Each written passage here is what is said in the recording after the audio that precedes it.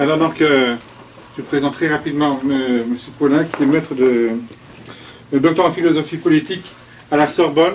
La Sorbonne, c'est l'université en France dans laquelle avait également étudié saint Thomas d'Aquin. C'était pas hier. M. Paulin a écrit plusieurs livres concernant le sujet qui l'intéresse, à savoir surtout les systèmes totalitaires. Et alors, très rapidement ce soir, il va nous parler des principes contre-révolutionnaires. C'est ça même?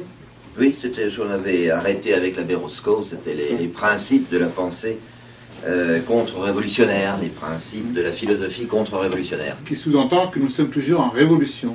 Ce qui sous-entend d'ailleurs que nous sommes toujours en révolution, en effet, oui, ce qui ne me paraît pas un jugement tout à fait téméraire. Merci beaucoup. Vous m'entendez ou il faut approcher le micro? En l'approchant? Oui. Ah voilà, ça va peut-être mieux comme ça alors. Oui. Oui. Bon. Alors, nous allons traiter ce soir donc d'un sujet qui présente de manière inévitable un aspect un peu historique, puisqu'aussi bien il s'agit d'étudier quelques-unes des grandes idées de la philosophie, en particulier de la philosophie politique, qui a cherché... Pardon? Il faut viser le micro. Ah, viser le micro, hein. Bon, on va essayer de faire comme ça. Je sais pas, parce que je me passe. Voilà, comme ça. Bon, je sais. Donc, je disais, il s'agit de décrire quelques-unes des idées principales, quelques-uns des principes de cette philosophie qui a cherché à établir la fausseté des principes révolutionnaires qui ont été, quand nous entendons ce que j'entends par révolution, n'est-ce pas, quand on parle de contre-révolution, on parle évidemment essentiellement de la Révolution française, n'est-ce pas? C'est elle qui a, d'une certaine manière, déclenché un courant d'idées en réaction, un courant d'idées critiques, dont je voudrais justement essayer de décrire certains des aspects ce soir.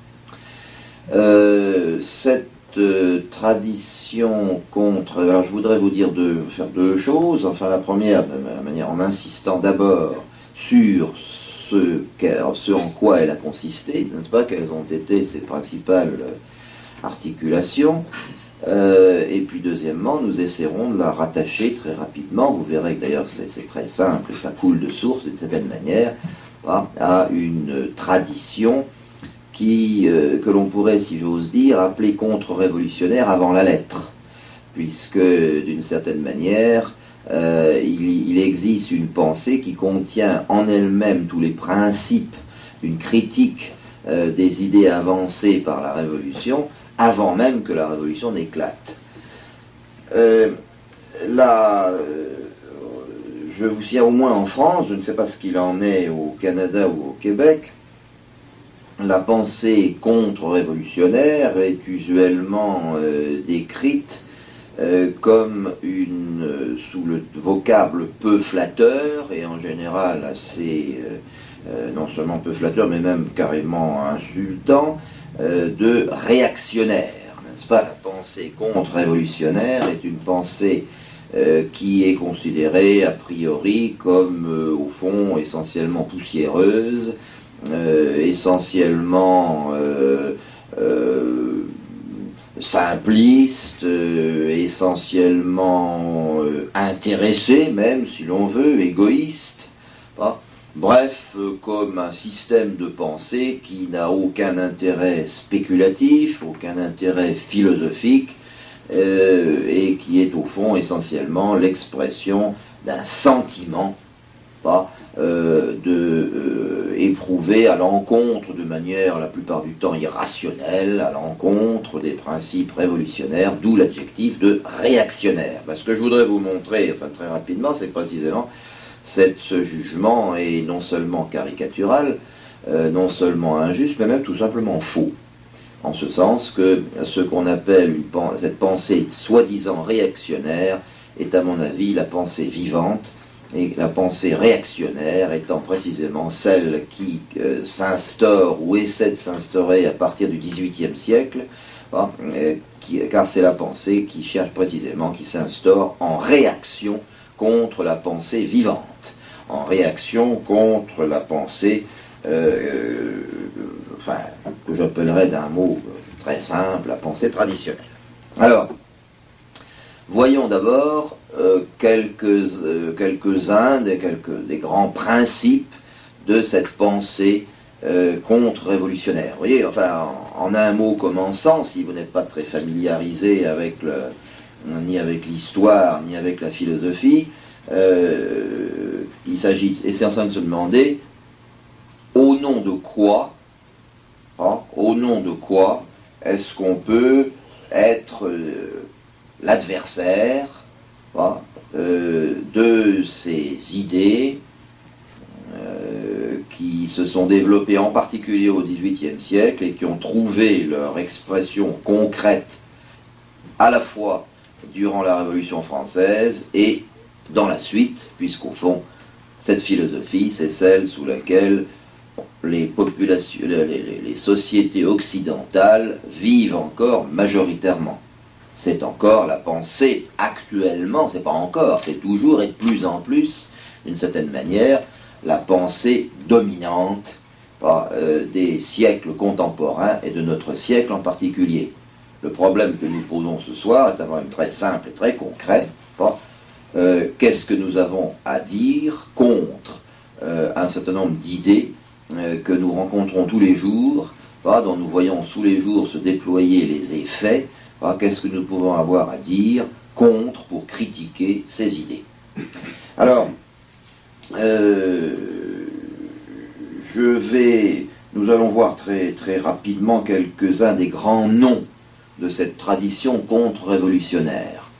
La plupart de ces auteurs sont français.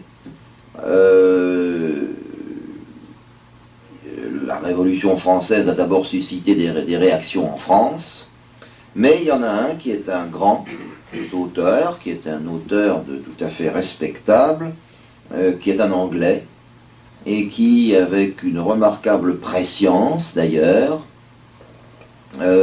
écrit contre les idées révolutionnaires, écrit contre la Révolution française dès 1790, ce qui n'est pas mal, parce qu'au fond la Révolution avait à peine un an et qu'il a très bien vu de quoi il s'agissait tout de suite. C'est un Anglais qui s'appelle Edmund Burke. Comment est-ce qu'on peut classer ces auteurs contre-révolutionnaires? Comment est-ce qu'on peut décrire en quelques mots leurs pensées? Quels sont les grands principes qui les animent? C'est une entreprise fort difficile. Je vais me borner à un squelette pour ce soir. Je vais vous donner quelques idées d'ensemble, mais d'une certaine manière, ça pourrait prendre énormément de temps et puisque je suis professeur, vous pourriez consacrer un an entier de cours. Alors je vais évoquer quelques noms devant vous, qui sont parmi les plus représentatifs de cette tradition, si vous voulez, contre-révolutionnaire. Alors est-ce que vous avez entendu parler? J'y mets la première, j'ai classé en y réfléchissant, c'est pas commode encore une fois, mais enfin je pense qu'on peut les classer en gros en trois groupes. Il y a au fond trois principes, si vous préférez, critiques de ces idées révolutionnaires. Je parle si vous préférez un autre terme, on pourrait peut-être dire les idées modernistes. Mais évidemment, il s'agit d'un modernisme en matière sociale et politique et pas d'un modernisme en matière religieuse. Ou pas d'abord, quoique aussi en matière religieuse, bien entendu. En trois, on peut classer donc ces auteurs critiques du modernisme tous azimuts, si vous préférez, en trois groupes. Alors, vous avez peut-être entendu parler d'un homme qui s'appelle Alexis de Tocqueville. Vous avez peut-être entendu parler d'un homme, enfin ça c'est peut-être, j'en doute, qui s'appelle Benjamin Constant. Alors, Alexis de Tocqueville est un homme qui est assez célèbre sur le continent nord-américain puisqu'il a écrit un gros livre consacré à la démocratie en Amérique. C'est le titre du livre, une étude de la démocratie. Et ces deux noms représente, si vous voulez, à mes yeux, un premier style de critique, un premier style d'argument contre-révolutionnaire ou anti-révolutionnaire. Donc on pourrait exprimer, en gros, on pourrait dire qu'il consiste essentiellement à dire, ben voilà, les idées révolutionnaires, la société issue de la Révolution, et entendons-nous bien, n'est-ce pas, je vais peut-être un peu trop vite, enfin il y a beaucoup de choses à dire. Quand je dis la société issue de la Révolution, j'entends, c'est en gros toutes nos sociétés. L'Occident, je ne parlerai pas des sociétés évidemment en dehors de l'Occident, mais les sociétés occidentales, le monde occidental, n'est-ce pas, évolue vers un modèle unique de société dérivé des principes, des fameux, comme on dit, principes de 1789. La Révolution française a été française dans son déroulement immédiat, mais elle a réussi, n'est-ce pas, à entraîner, à provoquer une transformation dans probablement en totalité du monde d'ailleurs, mais en tous les cas dans le monde occidental. De sorte qu'à cet égard, je parle de la France, mais je pourrais parler des États-Unis, je pourrais parler du Canada. Tiens, je pourrais parler ah, tiens, c'est tout à fait différent, ça. Alors là, il y a une sonorité nouvelle qui s'introduit dans mes propos. Et on pourrait parler de l'Angleterre, de l'Allemagne, de la Belgique, enfin c'est la même situation dans toutes nos sociétés. Alors, ces auteurs, cette première école, si vous voulez, on pourrait l'appeler de manière générale l'école libérale. Et l'argument critique est le suivant, on peut le résumer à très grands traits de la manière suivante, ce sont des auteurs qui en somme disent, bah oui, en somme, la Révolution française, nos sociétés, donc, comportent des défauts évidents. Le système ne fonctionne pas très bien et, disons en un mot commençant, la démocratie, puis c'est de ça qu'il s'agit, puisque c'est ça que la Révolution française a essayé d'instaurer, puisque c'est par ce phénomène qu'elle se manifeste d'abord, n'est-ce pas? Bien, la démocratie est un système, oh là là, certes, fort imparfait, fort peu satisfaisant. Il y a des tas de défauts, d'ailleurs il y a qu'à regarder comme ça marche, et Tocqueville décrit la démocratie américaine en énumérant les différentes difficultés que son fonctionnement rencontre ou accumule. Mais, la seule chose, c'est que ces défauts, ces vices, ces difficultés, on peut y remédier. La grande idée de l'école libérale, le libéralisme d'ailleurs d'une certaine manière se définit comme cette école qui adhère en réalité aux idées modernistes, qui adhère en réalité aux idées révolutionnaires. Le libéralisme est intrinsèquement révolutionnaire, mais il considère que naturellement les choses, tout ne va pas pour le mieux dans le meilleur des mondes possible, et qu'il y a encore beaucoup à faire. Le libéralisme, c'est une critique dont je dirais qu'elle se caractérise essentiellement par cet adjectif à la fois usuel et pourtant en l'occurrence d'un sens particulièrement précis. Le libéralisme est une philosophie de modéré. C'est une philosophie de modéré. Les choses ne seront pas bien, nous le savons, mais enfin, elles iront mieux. Exemple type, Benjamin Constant vous dit, la souveraineté du peuple, l'idée de souveraineté du peuple, est une idée, et je le cite à peu près de mémoire textuellement, est une idée incontestable. C'est un principe incontestable. Il est hors de question de construire une société sur autre chose que sur le principe de la souveraineté du peuple. Mais, ajoute-t-il, et toute la critique est là, tout le libéralisme se développe au travers de ces simples mots, mais, comme il dit, il est urgent, il est nécessaire de le limiter. Il est urgent, il est nécessaire d'en limiter l'application, d'en limiter l'étendue. Alors vous voyez, je n'ai pas le temps de développer, au travers de ce simple exemple, j'espère que vous le voyez suffisamment, combien la tentative est, pour être gentil, disons ambiguë, et pour être plus précis, disons ridicule. Vous donnez d'un côté comme principe de base de la société la souveraineté populaire, qui est par définition une souveraineté qui cherche à être souveraine. Puis d'un autre côté, vous dites attention, cette souveraineté doit être limitée. Et ça, c'est un premier type de critique que je pourrais développer sur plusieurs plans et de plusieurs manières. Je vous en donne simplement le principe. Bon, pour Tocqueville, c'est pareil, il passe son temps à déclarer que le système américain est un système épouvantable, comme il dit, tenez, je vous donne un exemple assez amusant, il écrit en 1830, notez bien, il entre en 1830 dans la Chambre des représentants, on lui fait visiter la Chambre des représentants en session, donc avec les députés. Et il écrit en toutes lettres, il écrit « Je n'ai jamais vu une assemblée aussi vulgaire, aussi idiote, aussi médiocre. Il n'y a dans cette assemblée que des gens qui sont dans des dernières classes de l'esprit humain. » Bon.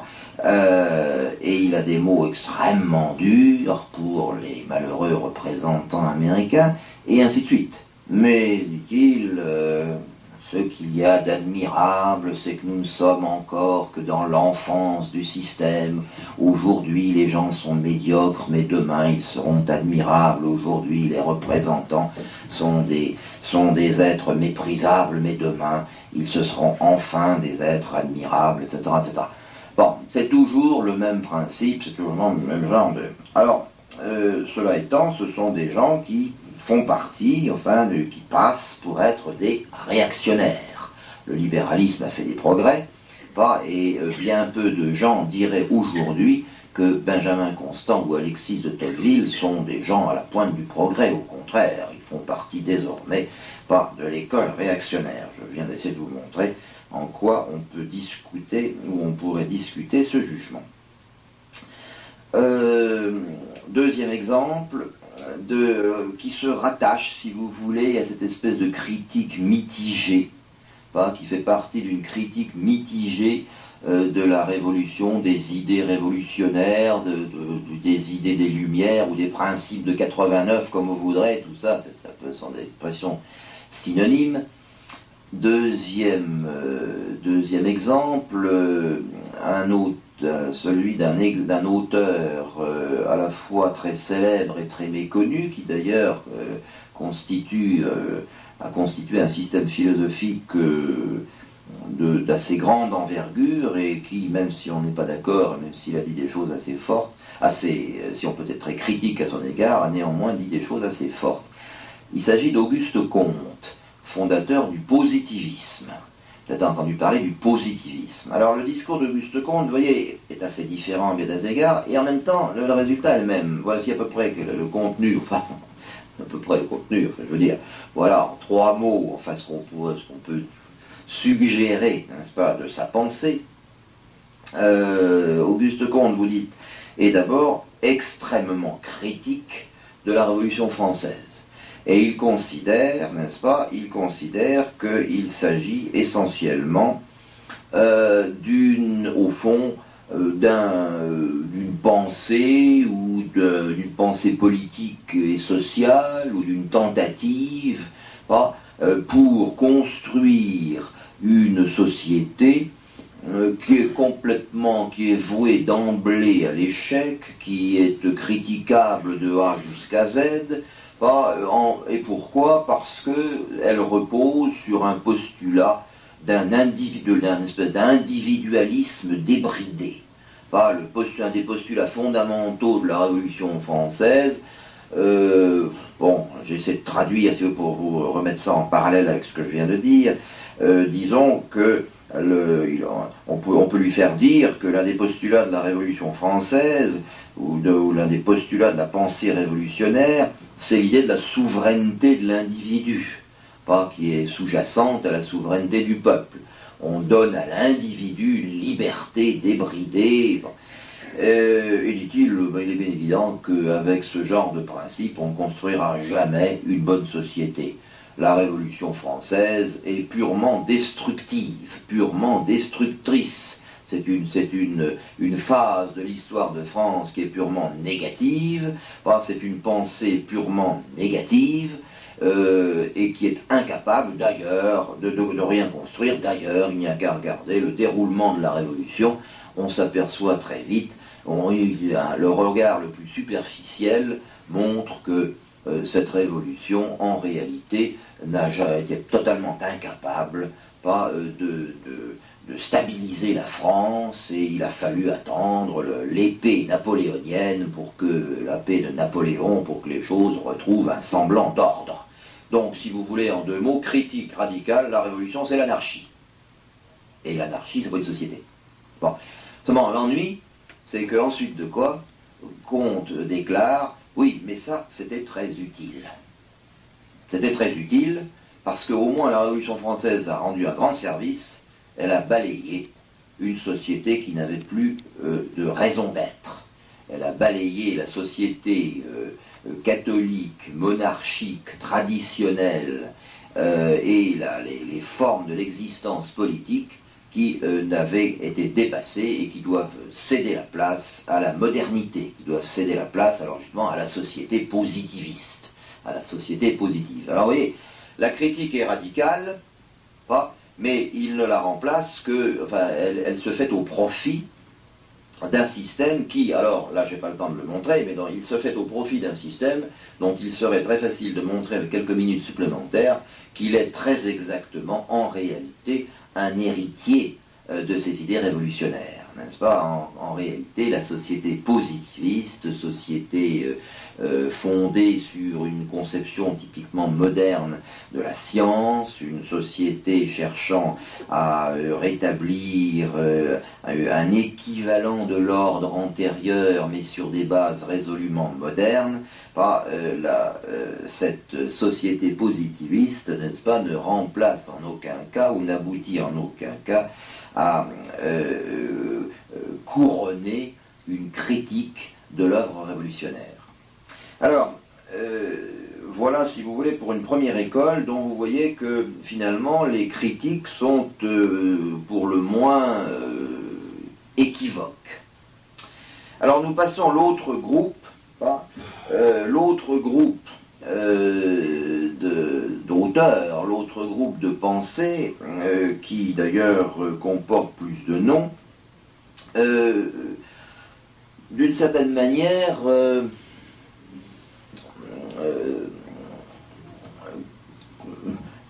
comporte une unité que l'on peut décrire comme celle d'une critique des principes révolutionnaires comme étant des principes essentiellement abstraits, des principes irréalistes, des principes non fondés sur une expérience vécue des hommes, des choses,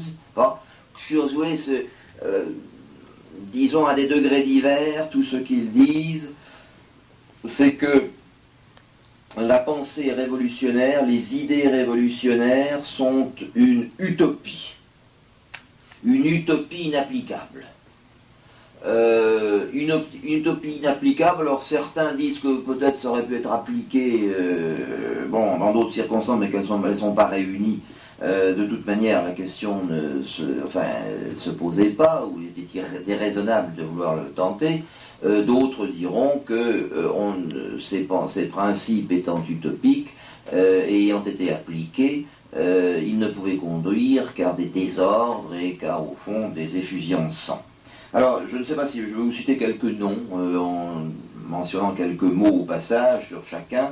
Est-ce que vous avez entendu parler, par exemple, entre autres, alors je ne sais sans ordre chronologique particulier, d'un homme qui s'appelle Ernest Renan, R-E-N-A-N, Ernest Renan. Bon bien, Ernest Renan, qui écrit par exemple en 1871, quelque chose comme ça, la réforme intellectuelle et morale de la France, n'est-ce pas, est un homme qui si vous voulez, à certains égards, a de l'admiration pour la Révolution française, dont il trouve qu'elle a manifesté une énergie, que le patriotisme s'y est révélé, que la France s'y est révélée grande, etc., mais qui en même temps considère que elle manquait de réels chefs. Elle manquait parce que c'était des chefs formés justement à l'école de cette pensée illusoire, à l'école de cette pensée délétère,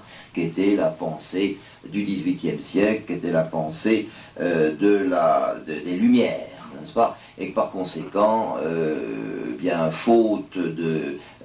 puisqu'ils avaient été nourris à ce lait trop pauvre, n'est-ce pas? Il était hors de question qu'ils puissent faire quelque chose. Dans un langage un petit peu différent, vous avez peut-être entendu parler d'un historien français.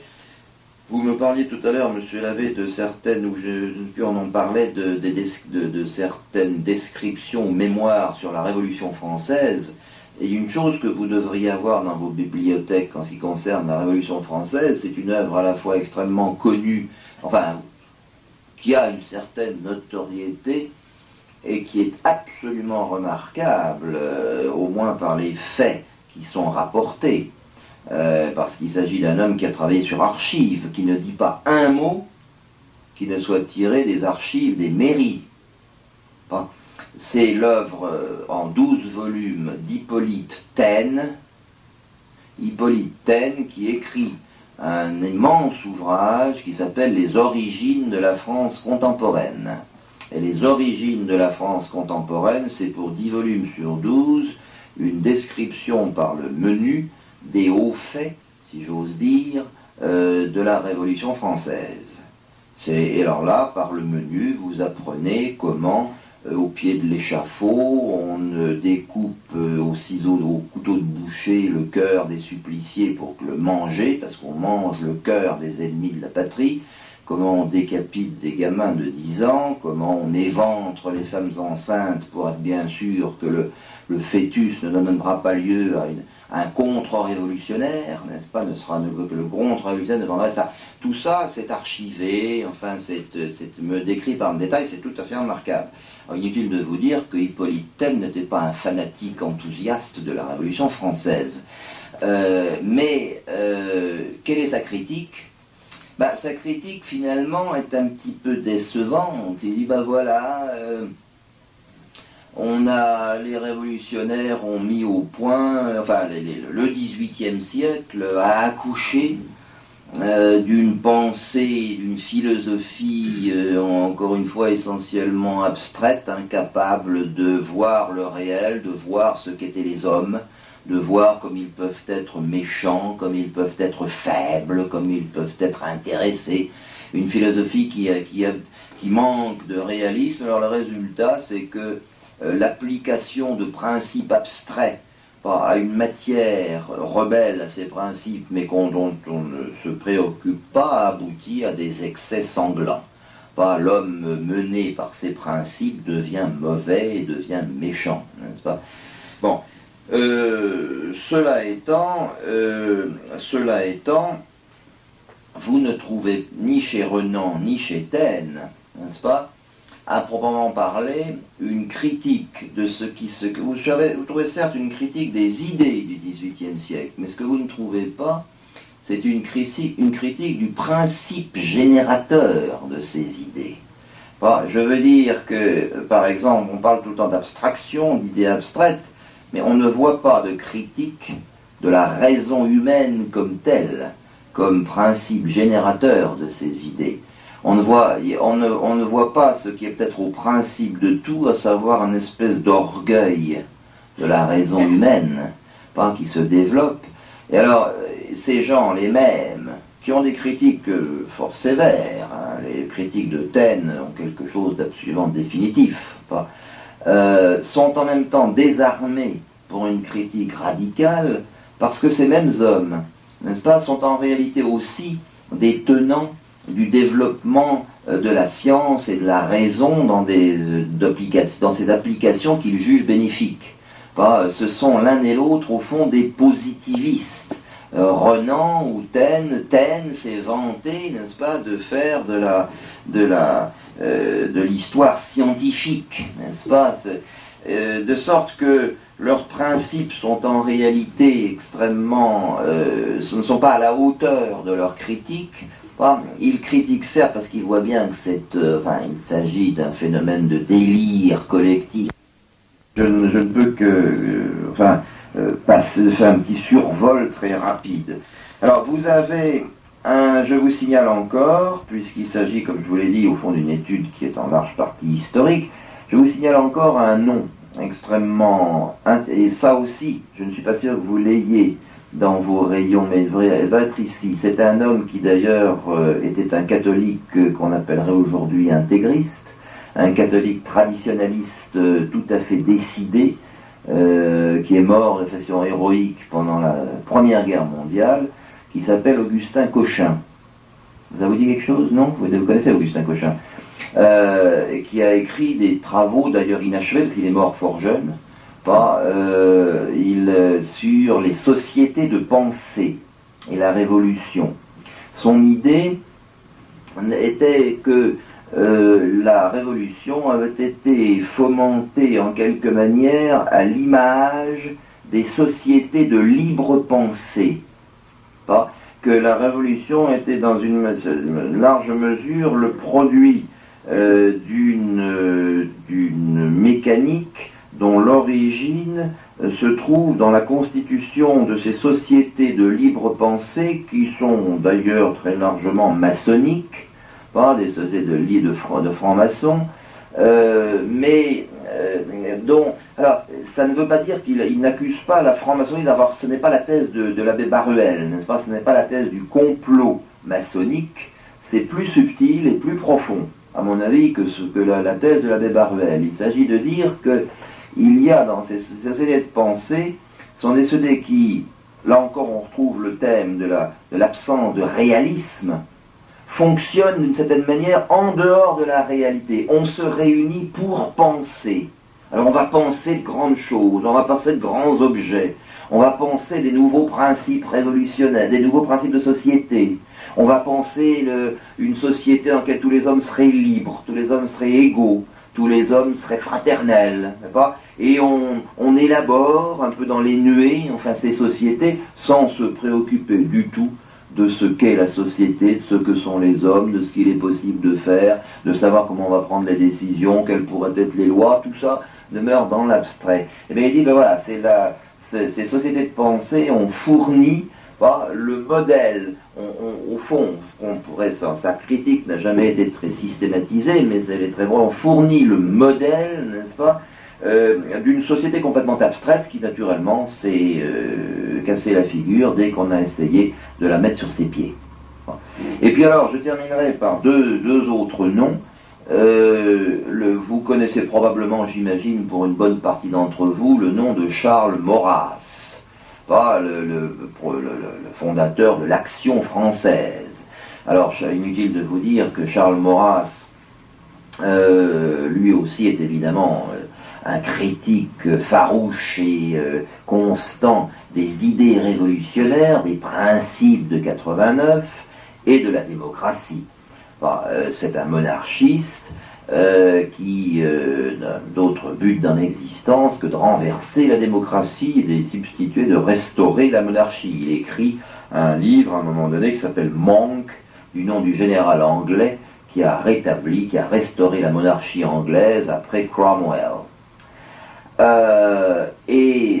Vous trouvez alors développé un certain nombre de critiques qui s'adressent à la révolution, aux principes révolutionnaires, toujours de la même manière, c'est-à-dire la critique étant dirigée contre le caractère purement abstrait, par exemple, de la soi-disant égalité des citoyens ou de la soi-disant liberté des citoyens. Vous trouvez des critiques très profondes et très justes sur le fait que, par exemple, qui consiste à dire, par exemple, regardez ce qui se passe, on dit que tous les citoyens sont égaux, tous les citoyens sont libres, ils votent tous ensemble à date déterminée. Eh bien, dit Maurras, jolie plaisanterie, qu'est-ce que c'est qu'une élection démocratique sinon en réalité une espèce de farce qui est manigancée par des tireurs de ficelles et où l'argent joue un rôle considérable.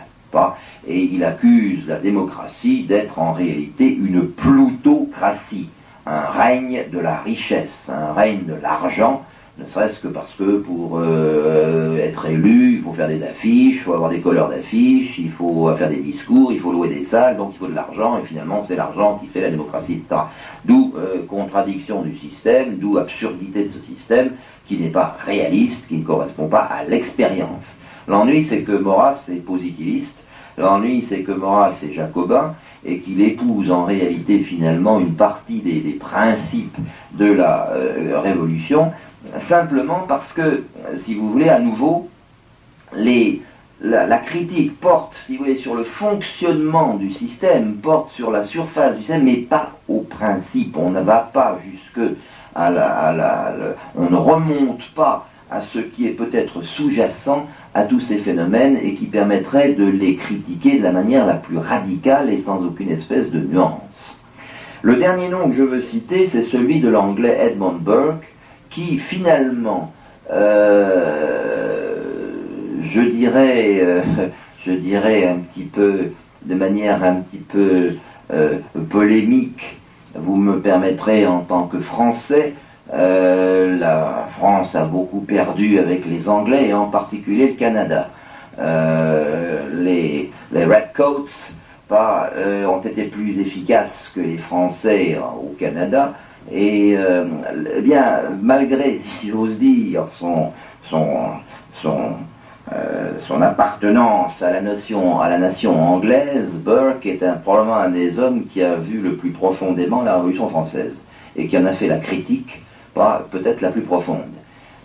Toujours d'ailleurs au nom des mêmes principes, encore une fois, à savoir que la Révolution française, c'est une entreprise abstraite. C'est essentiellement l'application d'un schéma abstrait à une réalité rebelle. Je vous en donne un exemple parmi tant d'autres. Je connais assez bien Edmund Burke, j'ai beaucoup pratiqué. C'est un homme qui est très profond et brillant à bien des égards. Un exemple parmi d'autres qui me revient à l'esprit maintenant, il se moque en particulier, il dit regardez, parce que vous aviez une France avec des provinces, n'est-ce pas, avec des traditions locales, avec une vie locale, vous aviez la Bourgogne, vous aviez la Provence, vous aviez la Bretagne, que sais-je. Ce qu'ils ont fait, les révolutionnaires, ils ont pris une grille, faite de lignes horizontales et de lignes verticales perpendiculaires, et puis ils ont plaqué la grille sur la France, et puis ils ont découpé des départements. Ils ont, si vous voulez, transformé la France en un amoncellement de petits carrés. Donc ils ont appelé le département au mépris de toute l'expérience, au mépris du développement des coutumes locales, au mépris de la vie locale, au mépris de toute l'histoire de la France, etc. etc. Bon. Alors voyez-vous, voilà un panorama très rapide des grandes idées révolutionnaires. J'ai été évidemment très très rapide. Je voulais vous suggérer simplement des choses que, encore une fois, il me faudrait beaucoup de temps pour développer, dont j'espère que vous retenez simplement l'idée essentielle. Vous avez en gros, n'est-ce pas, je répète, deux grandes critiques. La première, c'est ça fonctionne mal, mais ça ira bien. Et l'autre, ça ne peut pas fonctionner parce que c'est trop abstrait, c'est trop parfait, si vous voulez, d'une certaine manière, par rapport à une réalité rebelle. Seulement en même temps, cette absence de réalisme, n'est-ce pas, cette absence de sens du concret ne conduit jamais jusqu'à déceler ce qui peut être à l'origine. Pourquoi est-ce que, si vous voulez, pour poser la question très clairement, c'est très joli de dire qu'au XVIIIe siècle, les gens se sont mis à penser en termes abstraits. Ils ont voulu faire une société parfaite. Ils ont voulu tout d'un coup se dire, voilà, on va faire la société idéale. On va faire table rase de ce qu'on avait fait auparavant. la tabula rasa, expression bien utilisée au XVIIIe siècle, n'est-ce pas? On va tout recommencer à zéro, puis ça va être merveilleux, ça va être le paradis sur terre. Mais si on veut critiquer ces idées, il faut peut-être savoir aussi pourquoi, tout d'un coup, au XVIIIe siècle, on se lance dans ce genre de spéculation. Pourquoi, tout d'un coup, est-ce que la pensée devient abstraite au XVIIIe siècle et aboutit à, si on n'isole pas le ressort, si on n'isole pas le principe de cette floraison soudaine, de cet épanouissement soudain, on pourra critiquer tant qu'on voudra le fonctionnement, mais on n'aura pas atteint le mal à la racine.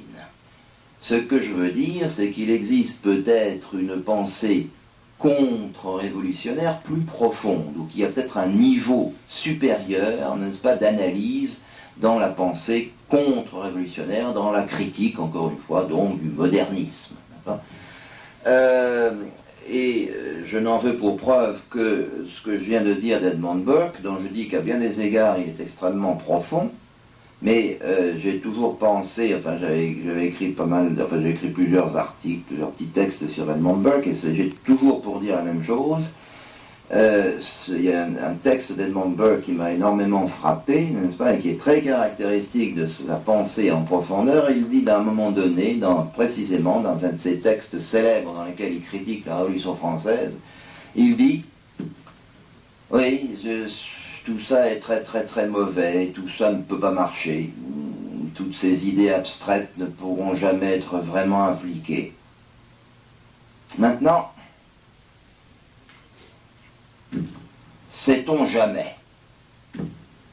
Sait-on jamais? Après tout, ça peut peut-être durer. Ça peut peut-être durer. De toute manière, il faudra attendre trop longtemps pour moi, je ne pourrais pas le dire. Mais alors, supposons que ça dure 2, 3, 4 siècles. Oh, alors là, c'est que ça change. Tout change. Si ça dure, après tout, c'est que ça peut durer.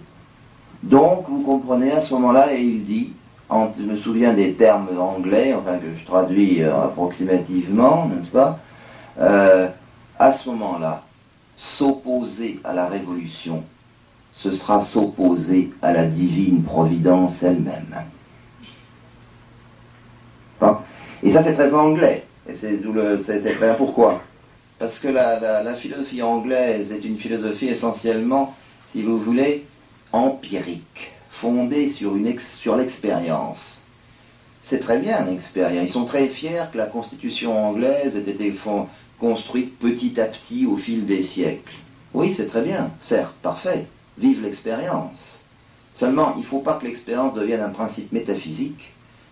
Il ne faut pas que, si vous voulez, la durée devienne le seul critère. Parce que si on a l'expérience simplement, ça veut dire en somme, en résumant grossièrement, la philosophie anglaise pour moi c'est toujours résumé en quelques formules assez simples, qui consistent au fond à dire, il faut se méfier, suivons l'expérience, si ça marche, c'est bon, mais sans s'apercevoir que cette espèce de conservatisme, cette espèce de traditionnalisme apparent, contient virtuellement une approbation pour n'importe quoi, pourvu que cela dure. Comporte une approbation de principe pour tout ce qui peut exister, pourvu que d'une manière ou d'une autre, ça dure. Il n'y a, au fond, si vous voulez, aucune espèce de critique de principe, il n'y a pas de philosophie profonde, il n'y a pas de sens de la vérité. Il n'y a pas de sens de la valeur profonde des choses, n'est-ce pas? Et c'est précisément vers cette pensée qui cherche à déterminer la vérité des choses que je veux me tourner maintenant. Alors il me semble qu'il y a quelque chose de plus, qu'on peut dire quelque chose de plus. Et alors, là encore, je me dépêche, je vais vous citer un nom dont je sais qu'il va surprendre certains d'entre vous, dont M. l'abbé Herbach, qui l'a encore dit tout à l'heure, mais je crois un nom qui va vous surprendre largement à tort. Je veux parler d'un Français qui n'en était pas un, comme beaucoup de Français, puisqu'il était savoyard, ce qui à l'époque représentait tout à fait autre chose, c'était des parties du royaume de Savoie, et qui s'appelle Joseph de Maistre, vous avez peut-être entendu parler, qui est un catholique tout à fait fervent, alors assez curieux, parce qu'il il a appartenu aussi à certaines sectes franc-maçonnes d'inspiration un peu spiritualiste ou mystique. Enfin, c'est un personnage assez curieux, mais qui est en réalité, enfin pour moi, philosophe, d'une rigueur de pensée et d'une vérité profonde. Et d'ailleurs, je vais vous le prouver tout de suite en vous développant très rapidement son idée, son jugement concernant la Révolution française. Et vous verrez, et mon dernier point consistera à aller même, si vous voulez, un peu au-delà, même un peu plus loin encore, dans la voie qu'il ouvre. J'ai une hypothèse encore supplémentaire. Bon, voilà mes deux derniers points, si vous voulez, après ce petit panorama. Alors donc, deuxième point, Joseph, pourquoi est-ce qu'il est différent? Pourquoi est-ce qu'il est plus, à mon avis, plus profond? Et en réfléchissant pour vous à quand j'ai remis mes idées au net, des idées que j'avais souvent étudiées, que je connais relativement bien, mais que j'avais pas souvent comparées toutes ensemble à la fois. Et Joseph de Maistre m'est apparu comme un homme vraiment d'une profondeur et d'une rigueur. Si vous voulez, c'est à mon avis le seul vrai thomiste de toute la bande contre-révolutionnaire. C'est le plus, même je sais bien que ça peut faire grincer certains esprits, parce qu'on va lui reprocher indéfiniment sa participation à certains cercles francs-maçons. C'est tout à fait secondaire par rapport à sa pensée profonde, et il y aurait grand intérêt à méditer dans les cercles traditionnalistes les considérations sur la France, l'essai sur le principe générateur des constitutions, les soirées de Saint-Pétersbourg, et entre autres, je vous signale, je l'ai lu il n'y a pas très longtemps encore, un anti-contrat social, qui est un travail tout à fait remarquable. Il s'agit d'une pensée tout à fait éminente. Alors son idée est la suivante, et vous allez apprécier sa catholicité d'ailleurs aussitôt. Parce que l'idée, en somme, si je restitue, je sais pas, un esprit systématique, il procède par fulguration, il procède par intuition, c'est un brillant écrivain, mais c'est peut-être plus pas un essayiste, un causeur, ou un moraliste, n'est-ce pas, ou un mystique, même à certains égards, qu'un philosophe systématique. Mais enfin, si on restitue son raisonnement ou son jugement, on pourrait dire à peu près ceci. Il dit, numéro 1, si vous voulez, je peux le résumer en 3 ou 4 points. Numéro 1, il vous dit, il y a une chose très étrange dans la Révolution française. Il y a une chose très étrange, c'est que les chefs de cette révolution, c'est ce que disait aussi Renan, dont je vous parlais tout à l'heure, les chefs de cette révolution sont des gens vraiment minables. C'est une bande de médiocres, c'est une bande de petits esprits, c'est toute la lie de l'Ancien Régime. C'est ce qu'il y a de pire dans l'Ancien Régime qui fait la Révolution. Enfin, de pire, je ne dis pas, c'est pas les bandes nécessaires, encore que, vous savez, un homme comme Hébert, ou un homme comme Marat, qui réclamait 100 000 têtes par jour, laissons ces détails, mais il considère que, et je crois tout à fait à juste titre, n'est-ce pas, que ces hommes, on ne peut pas penser que ces hommes aient été doués de vertus, de qualités suffisantes pour entraîner des phénomènes de pareille ampleur, pour entraîner des masses d'hommes en nombre aussi considérable. Il vous dit le problème, ou si vous préférez une autre manière de poser le problème, il vous dit ce qui est extraordinaire, c'est à quel point les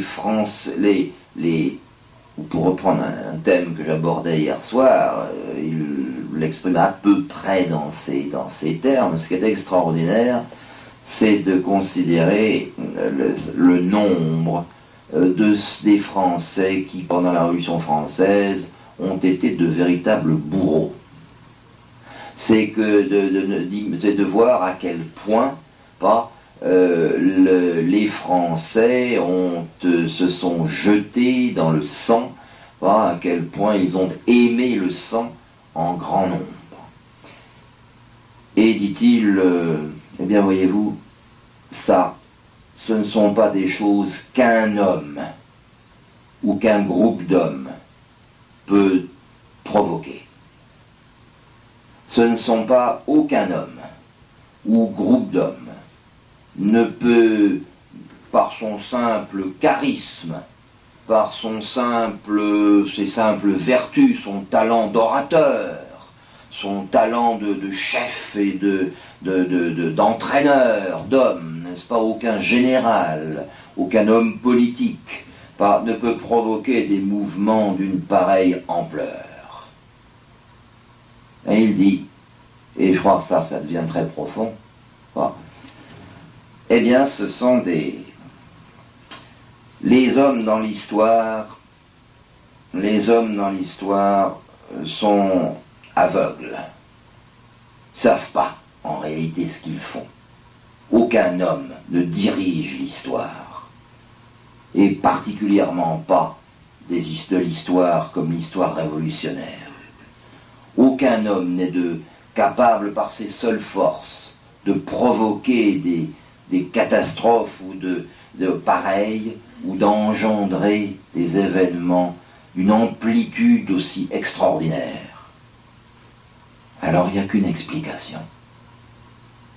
C'est que la Révolution française, c'est que tous les phénomènes qui entourent la Révolution française, c'est que le modernisme ou la modernité ne sont pas des phénomènes humains. C'est qu'il faut, sous ces phénomènes, discerner autre chose. C'est qu'il y a une volonté supérieure à celle de n'importe quel homme qui agit. C'est la Révolution française, ce n'est pas un phénomène naturel, c'est un phénomène surnaturel. Et il retrouve ainsi, je vous signale, des gens que M. Larbé aimerait bien pour le coup. Alors, qu'est-ce que c'est ça? Mais c'est du Saint-Augustin, c'est du Bossuet.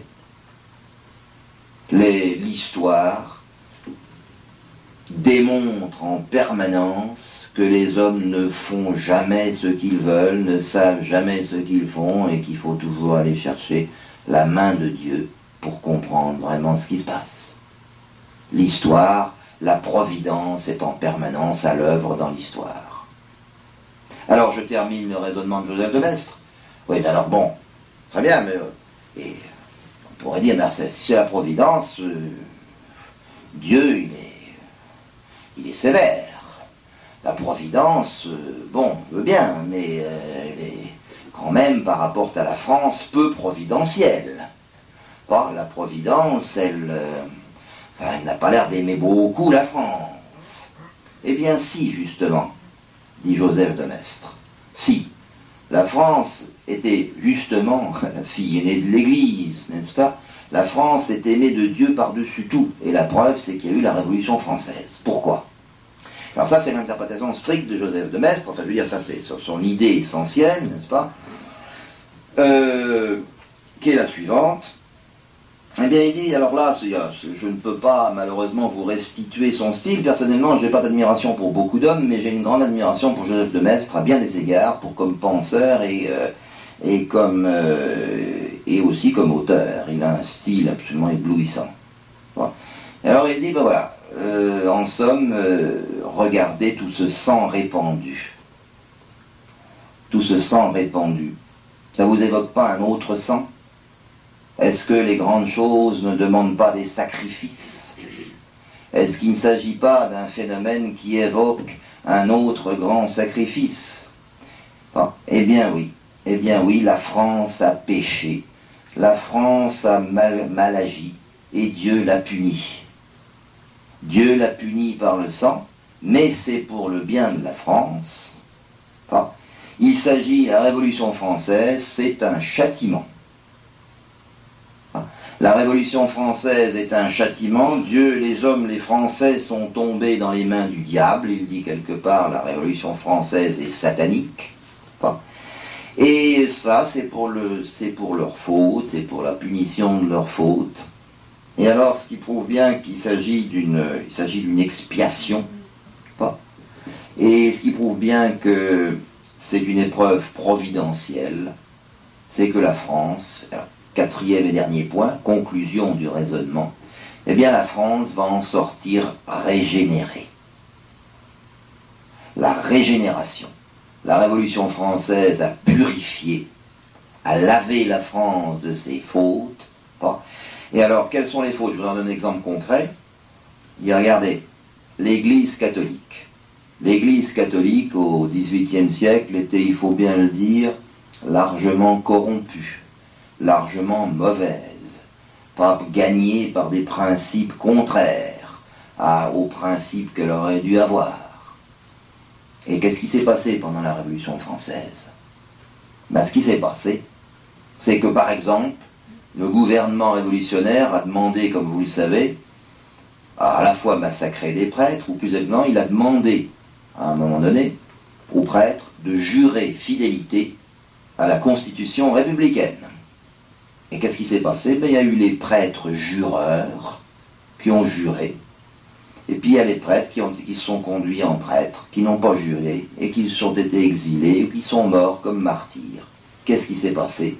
L'Église catholique a été purifiée de ces mauvais prêtres.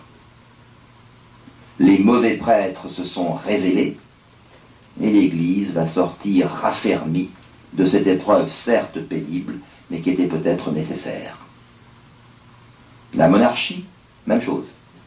La monarchie c'était une institution qui battait de l'aile. Sous Louis XVI, enfin là, le pouvoir monarchique était quelque peu affaibli, n'était plus manié comme il fallait. Eh bien, que s'est-il passé? Le roi a payé de son sang ses erreurs, ou a payé de son sang les errements de la monarchie. La monarchie va renaître de ses cendres, renaître plus forte, plus vivante, plus purifiée que jamais. Voilà la thèse de Joseph de Maistre. Elle est assez belle, et il me reste juste quelques minutes, je me dépêche un petit peu,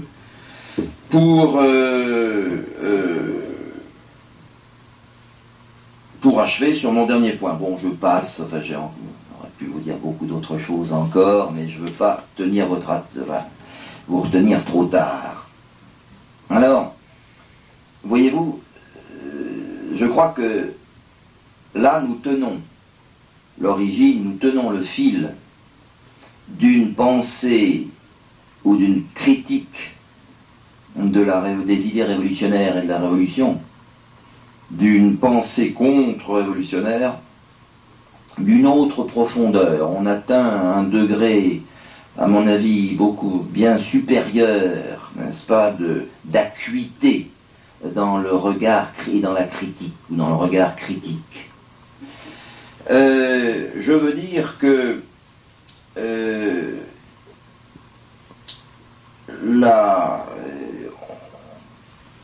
on arrive à cette idée qui me paraît d'une singulière profondeur, que, si je traduis un peu ce que dit Joseph de Maistre, sur le plan, enfin, en termes un peu plus abstraits, un peu plus généraux, un peu plus philosophiques peut-être, on arrive à cette idée que, finalement, la Révolution française est le produit d'une confiance exagérée de l'homme dans ses propres forces, d'une confiance exagérée de l'homme dans les forces de sa raison, dans les forces de son âme, dans les forces de sa capacité à organiser tout seul sa vie. La grande leçon de la Révolution française, n'est-ce pas, et c'est ce qui me paraît se dégager plus nettement chez Joseph de Maistre que chez tous les autres penseurs de la contre-révolution, je parle des meilleurs, je veux dire des gens comme Maurras, comme Cochin, etc., et même comme Burke, n'est-ce pas? L'une des grandes leçons de la Révolution, eh bien, c'est peut-être que l'homme a besoin, pour vivre, d'une aide qui soit quelque chose de plus qu'humain. Que l'homme ne peut pas faire sa propre vie tout seul, organiser sa société tout seul, que la société est un phénomène naturel, c'est-à-dire qui comporte un ordre naturel, et que cet ordre naturel existe indépendamment de la volonté de l'homme, n'est-ce pas?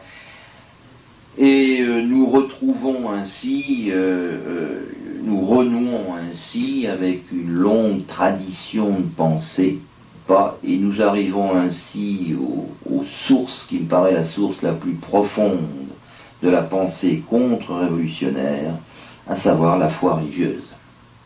Conçue simplement, ce serait un vaste sujet que de définir la foi religieuse, mais on peut au moins la définir sommairement pour notre objet ce soir, comme au fond le sentiment, la conviction, n'est-ce pas, que l'homme a besoin d'une direction et d'une aide surnaturelle, plus qu'humaine. Alors, je termine par deux remarques. Alors, et en réalité, où les idées révolutionnaires incarnent toutes, à leur manière, une espèce d'orgueil, n'est-ce pas, une espèce d'arrogance intellectuelle, morale et spirituelle, dont les résultats ont été rendus évidents par son application dans les faits. Alors les principes, si j'avais le temps je vous les développerais en détail, les principes concrets de la pensée contre-révolutionnaire, n'est-ce pas, sont des applications particulières de ce principe général, de cette grande idée, toute simple d'ailleurs, à bien des égards. Alors je vous en donne quelques-uns de ces principes contre-révolutionnaires, n'est-ce pas, de ces principes que l'on peut voir développer dans toutes les pensées contre-révolutionnaires d'ailleurs, bien souvent, mais qui ne sont compréhensibles qu'au travers de la référence à ce principe fondamental. Alors je pense par exemple, la pensée contre-révolutionnaire, la vraie, la bonne, est une pensée par exemple monarchiste, incontestablement. Je ne sais pas si je suis un bon contre-révolutionnaire, mais en tous les cas je suis personnellement un monarchiste décidé et déclaré. Et même un monarchiste même pur et dur, parce que je suis violemment anti-maurassien sur ce point. Je ne suis pas un monarchiste orléaniste, je suis un monarchiste légitimiste. Je crois que le principe monarchique comporte sa vertu propre et de comporter une détermination précise de l'héritier du trône, de la succession des rois, selon une règle fixée indépendamment de la volonté des hommes, et que précisément la monarchie orléaniste ou les orléanistes en France se trompent de concept monarchie. Enfin, je pense que la monarchie fait partie de la pensée contre-révolutionnaire la plus profonde. Mais pourquoi être monarchie? C'est pas par une lubie personnelle, c'est pas parce qu'on aime les cérémonies de cour et la possibilité d'être un bon courtisan. C'est simplement que la démocratie est un système qui ne peut pas marcher parce qu'il suppose précisément que l'homme se guide tout seul.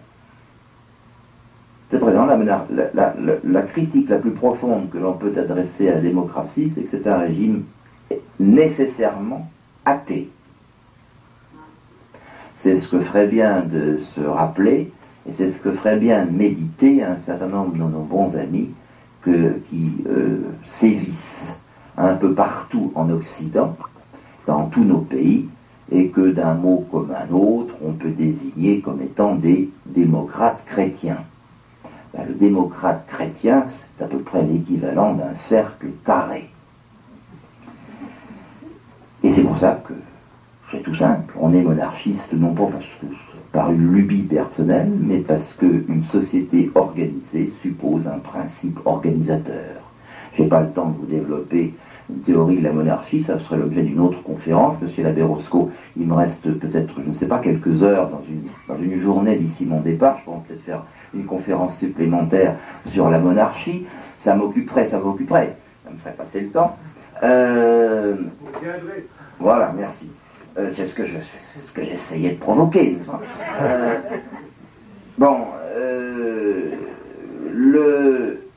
La pensée contre-révolutionnaire est une pensée religieuse. Elle est monarchiste. Les contre-révolutionnaires, les vrais, sont des esprits religieux. Il n'y a pas de bonne contre-révolution s'il n'y a pas de religion. Ce n'est pas non plus parce que on aime les prêtres ou l'église, ou n'importe quoi. Ce n'est pas une question de choix, c'est pas une question de goût. On peut parfaitement, d'ailleurs, connaître de bons contre-révolutionnaires qui n'ont pas une affection particulière pour l'église, mais qui sont quand même catholiques pratiquants, parce que ce n'est pas une question de choix, c'est une nature des choses. La contre-révolution, c'est la religion. Et alors, naturellement, il faudrait, là encore, je passe comme un train express, parce qu'il faudrait savoir ce qu'est une vraie religion, ce qu'est la bonne. Enfin, dans mon esprit, il n'y a pas beaucoup de doutes. Là, bon, c'est le catholicisme, c'est évident. Et je le dis, mais je le dis philosophiquement, hein, c'est pas par un accès de sentimentalité, c'est une question philosophique. Et ça se prouve, ça se démontre, me semble-t-il.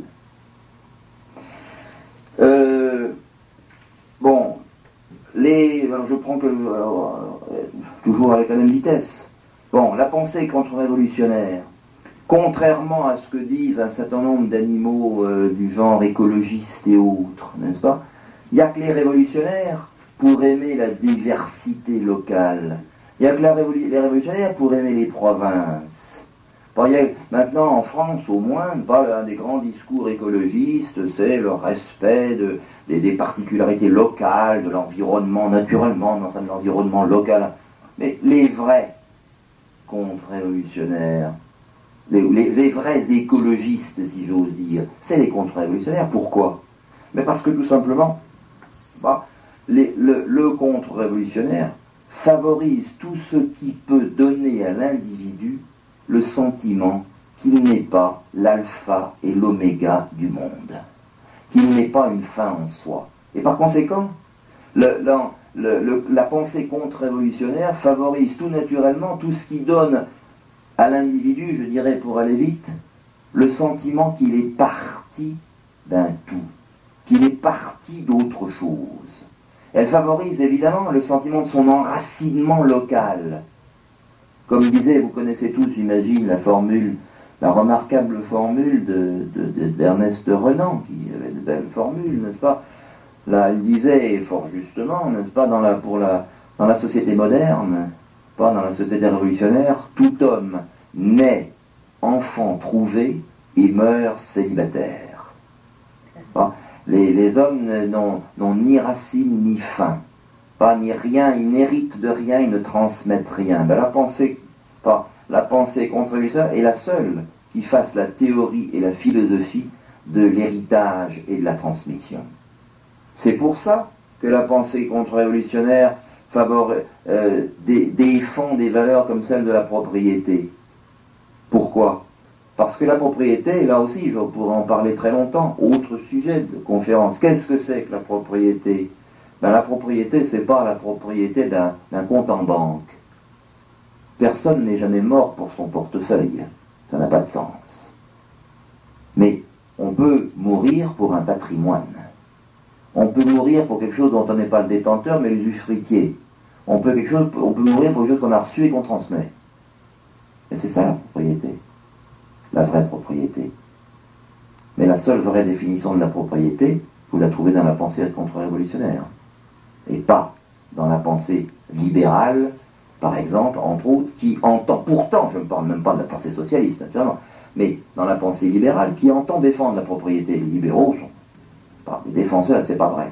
Ils sont défenseurs d'une fausse propriété, d'une fausse conception de la propriété, et d'ailleurs d'une propriété qui, parce qu'elle est fausse, s'auto-détruit. Ça, c'est encore un autre sujet, mais ça nous y reviendrons, nous en parlerons ailleurs. Bon, et ainsi de suite. Là, un dernier sujet. Alors ça, c'est une idée aussi très profonde. La pensée contre-révolutionnaire, c'est, si si je me permets ce paradoxe un peu excessif. Pas, vous savez qu'une certaine forme de simplicité d'existence, je ne dirais pas de hippisme, est assez à la mode dans les milieux les plus avancés, n'est-ce pas? Le hippie, ça c'est vraiment un homme qui est humain, par opposition aux capitalistes, etc. Bon. Mais si j'ose dire, en forçant un petit peu les termes, mais pour que vous vous endormiez pas, les vrais hippies, si j'ose dire, ce sont les contre-révolutionnaires. Parce que ce sont eux seuls qui ont le sens de la vraie frugalité, de la vraie simplicité. Ce sont eux seuls. Pourquoi? Parce qu'ils ont toujours dénoncé précisément un certain développement économique, et certaines formes de développement économique, et certaines formes de la société industrielle, dont on est si friand de critiquer aujourd'hui. Mais les seuls vrais fondements de la critique de la société industrielle, de la société mercantile, de la société de consommation, de la société de publicité, les seuls vrais fondements, ils sont dans la pensée contre-révolutionnaire, pas ailleurs. Le reste, c'est de la blague, ou de l'hypocrisie. Bon, je termine, j'ajoute par un dernier mot, je n'aurai pas le temps de développer ce dernier point. En ce qui me concerne, j'irai même un peu au-delà de Joseph de Maistre, je continuerai sur sa lancée, et j'irai un peu au-delà, et je dirais que si j'avais eu le temps de vous expliquer, j'aurais dit que Joseph de Maistre était peut-être encore un petit peu trop optimiste dans sa critique de la Révolution. Et ce que je veux dire simplement, c'est que Joseph de Maistre pensait que la Révolution était finie. Je vous l'ai montré tout à l'heure, je vous l'ai dit. Il pense qu'elle est régénératrice, que la royauté va revenir, que l'Église va renaître, bref, qu'on va retrouver la société d'Ancien Régime purifiée. Ben voyez-vous, il est clair que l'expérience a montré qu'on est loin du compte.